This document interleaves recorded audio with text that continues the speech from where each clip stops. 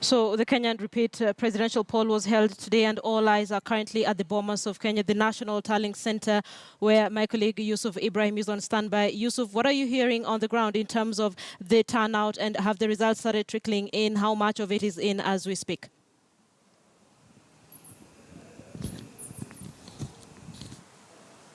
This time round, the results are not going to be showcased on the big screens as we have, used to with regards to the August 8th general elections when results started to stream in. But right now, what is in the IEBC portal is about 17,000 forms. And this time round, the returning officers are, scanning all these forms to the IEBC portal. So in terms of activities here, Linda, it's a bit paralyzed because the last time we got a briefing from the IEBC commissioners was at about 3:30. That is when they suspended the election in some counties, including Homa Bay and Kisumu. And they did promise that they're going to give us another briefing at 6 p.m. That did not happen. So up until now, Linda, we're still waiting to see what these commissioners have in store for us. Yusuf, what sort of activities going on at the Bomas of Kenya? I know there has been a little bit of concern on transporting the voting materials from the polling centers. What sort of activities going on right there?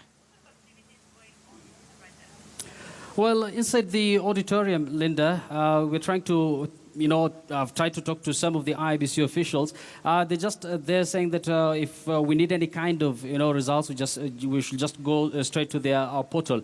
Apart from that, Linda, there's no fanfare, the business associated with the nerve center of the IEBC here. So things are a bit calm in terms of turnout. We're yet to get some of these results because so far we have 17,000 forms, and that are forms from the possible 4,000 plus polling stations. So we're still waiting for some more forms to come in, Linda. And tonight I'm going to engage some lawyers. They're going to tell us some of the intrigues, some of the development that happened today as far as the voter turnout is concerned, because this is an election that will go down in history, I believe, Linda, which has seen some sort of low voter turnout. So I'm going to engage guests shortly, and we're going to tell you more within no time. Ibrahim, it would be interesting to know the kind of voter turnout that was witnessed today. We're still waiting for that. I believe, was it Rita Tinina who asked the IEBC chairman about it, and he said he will respond to it a little bit later. Now that you've mentioned the fact that the chair addressed the press late in the afternoon, for the benefit of our viewers who didn't manage to take a look at that presser, what exactly did he have to say?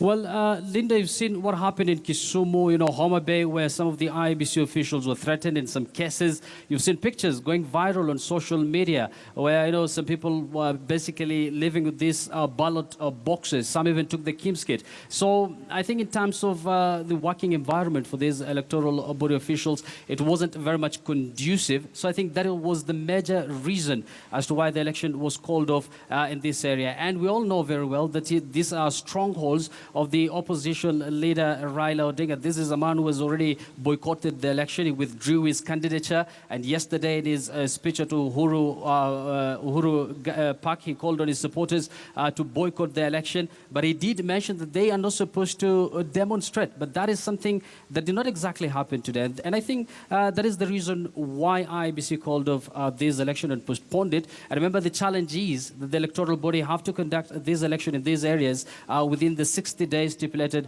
in the Constitution. So if that doesn't take place, there are many people who are asking, what next? So these are some of the questions that I'm going to pose to some of our panelists here who are going to join me shortly, Linda. Okay. So now that I still